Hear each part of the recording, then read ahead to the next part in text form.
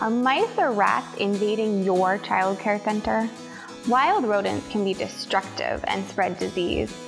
Mice and rats usually come out at night when you're gone, but they'll leave signs behind. This video will show you how to look for those signs. We'll show you how to manage pests without using a lot of pesticides, using integrated pest management, or IPM for short.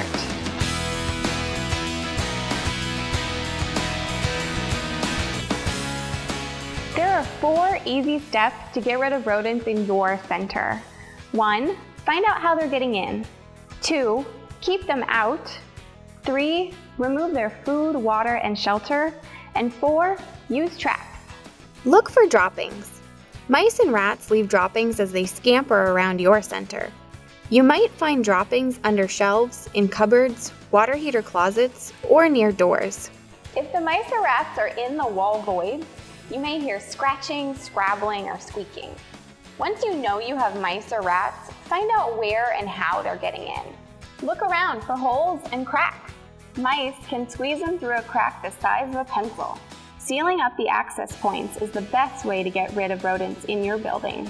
Install brush-style door sweeps on your exterior doors. These sweeps help keep mice, rats, and other pests out. Make sure you keep outside doors closed, especially at dusk. You might need to let your custodians know to shut the doors when you're not there.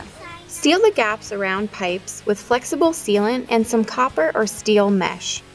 Rodents can chew through the sealant, so you'll need to fit the mesh in the gap and then use sealant to hold it in place. Where are they hiding? Is there a closet full of clutter? Disorganized drawers? Undisturbed clutter gives mice and rats a hiding place. You might even find mice nesting in a pile of papers or clothing. Declutter as much as you can to get rid of rodent hiding places. Plastic boxes with good, tight-fitting lids like this one are great for organizing supplies and keeping pests out. What are they eating? Mice and rats usually eat our food and will gladly eat it out of the trash. Take the trash out at the end of every day. Leaving food out overnight is an invitation to rodents and other pests. Mice love to eat cereal and other dry food. Here's a mess left behind by a mouse munching. I put all our dry food into these plastic containers as soon as I get it. The mice don't eat the food and the food stays fresher. Deep cleaning will get rid of a lot of pest problems. Get down on the floor and look under furniture for food crumbs. Clean grease and food scraps off stoves, counters, and floors every day. Don't forget outdoors. Keep plants trimmed up off the ground so rats and other pests don't have a place to hide. Rats like to live in dense ground cover like ivy. As much fun as it might be for the kids, don't overwater plants. Extra water on the ground gives pests a drink. Once you know you have a mouse or rat in your center, you need to trap them. But don't try to trap until the center is sealed against rodent entry. Mice and rats behave very differently. Rats are cautious and smart. They avoid traps, so you have to trick them. Do this by leaving fresh bait on the trap before you set it. Rats like to eat dried fruit and peanut butter. Wait until they start eating the bait, then set the trap. Mice are curious and easier to catch. You don't need a pre-bait like you do for rats. Use a lot of traps with large triggers like this one. Mice like peanut butter and chocolate. Mice and rats follow edges along walls, furniture, and cabinets. Place the trap trigger against the edge. Mice and rats usually only come out at night, so you don't need to have the traps out all the time. Set them before you leave for the night and pick them up first thing in the morning because you don't want any of your kids getting their fingers snapped. Another option for trapping rodents is a battery-operated rodent trap.